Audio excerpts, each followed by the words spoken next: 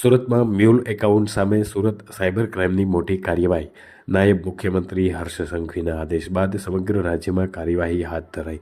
Operation mule hunt હેઠળ કાર્યવાહી.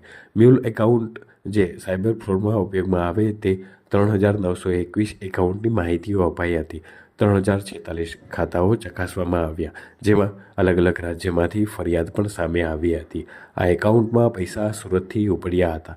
Cyber cell, zone wise police station અને એસઓજી દ્વારા સંયુક્ત તપાસ હાથ ધરાઈ.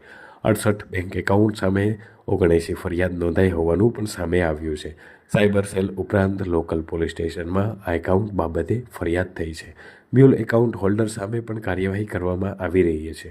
જે લોકો આ ગુનામાં સંડોવાયેલા છે તેમની ધરપકડની પ્રક્રિયા પણ હાથ ધરવામાં આવી છે, જેમાં 23 આરોપીઓનો પણ સમાવેશ થાય છે.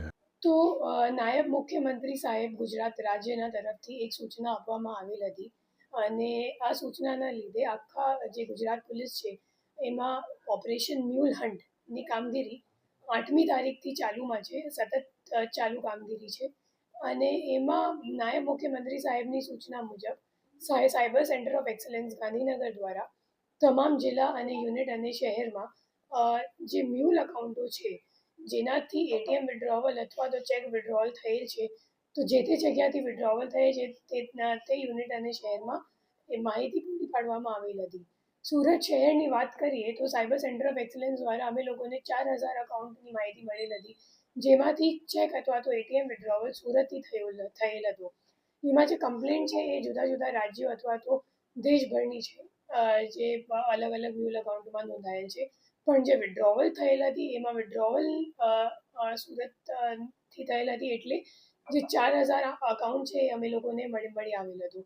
આ 4,000 અકાઉન્ટ બેંક ખાતાઓની વિશ્લેષણ કરી સુરત સાયબર સેલ દ્વારા સાયબર સેલ ઉપરાંત ઝોન અથવા ડીસીબી અને એસઓજીની ટીમ પણ બનાવીને તમામ ટીમોમાં વહેંચણી કરવામાં આવેલ હતી અલગ અલગ ખાતાઓમાં, અને તમામને જવાબદારી પણ આપવામાં આવેલ છે કે તમામ ખાતા ધારકોની ચકાસણી કરીને અમે લોકોને દરરોજની માહિતી સાયબર સેન્ટર ઓફ એક્સલન્સ ખાતે મોકલવાનું છે.